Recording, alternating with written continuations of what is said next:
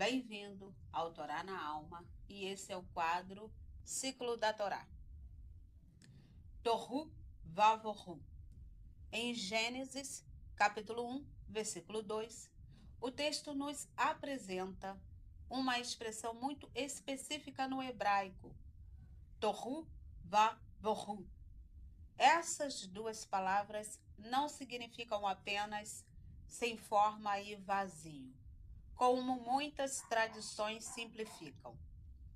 Tohu carrega a ideia de algo desordenado, sem estrutura, sem direção definida. Vohu aponta para vazio, ausência de preenchimento, algo que ainda não foi formado. Ou seja, o texto não está descrevendo um caos absoluto no sentido de abandono, mas um estado inicial sem organização funcional. A Terra existia, mas ainda não estava preparada para sustentar a vida como ela seria conhecida.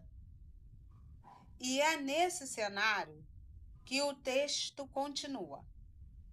O sopro divino pairava sobre a face das águas. A palavra usada aqui para merachefet, o mesmo verbo que aparece em Deuteronômio, capítulo 32, versículo 11, descrevendo a águia que paira sobre seus filhotes para protegê-los e prepará-los. Uma presença ativa que envolve, que cobre, que prepara. Antes de qualquer forma, antes de qualquer ordem, o Eterno já estava ali presente, pairando, preparando. Tohu Vavohu não é o fim de algo, é o estágio anterior à estrutura. Agora, entrando no capítulo 2, o texto nos apresenta o homem. Versículo 7. E o Eterno formou o homem do pó da terra, soprou em suas narinas o fôlego da vida, e o homem tornou-se alma vivente. A primeira informação sobre Adão é a sua origem material. Afar mirra adamar, pó da terra. O Adão foi formado fora do jardim.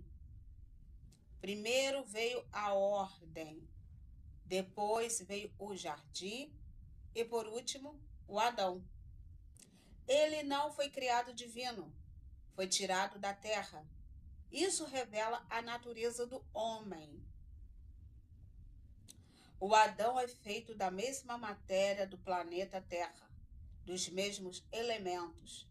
Ele é material, natural, parte da criação. E o hebraico confirma isso no próprio nome, Ha-Adam, homem, e Ha-Adamah, terra, tem a mesma raiz. No capítulo 3, versículo 19, e em Eclesiastes, capítulo 3, versículo 20, confirmam essa realidade. O homem é pó, pertence à terra e compartilha da mesma natureza material da criação. Agora, versículo 8.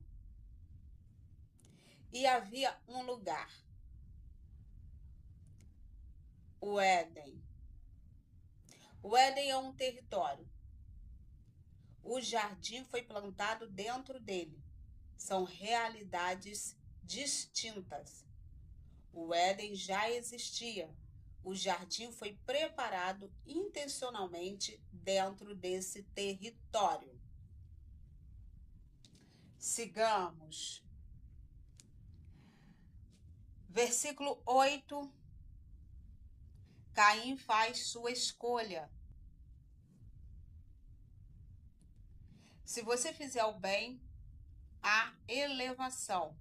Mas se não fizer o bem, o pecado está à porta, agachado, e você deve governar sobre ele.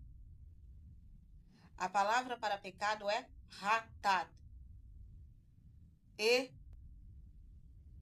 rovetes. Descreve algo deitado em posição de espera, pronto para avançar. O texto descreve o pecado como uma presença externa, em estado de espera, e estabelece que a ação e o domínio pertencem ao homem. No versículo 23, a violência se intensifica com Lameque. No capítulo 6, versículo 8, o texto registra que a maldade do homem era rabá na terra, multiplicada, progressiva. E no capítulo 6, versículo 11, a terra estava shahat, corrompida. No hebraico, shahat indica algo arruinado em sua função. A terra deixa de operar conforme sua ordem original, porque a ação humana a distorce. Do torru vavorru ao homem formado do Afar Miha Adamar, a história da humanidade começou pelas mãos do Criador. O homem foi tirado da terra e foi o homem que corrompeu a terra.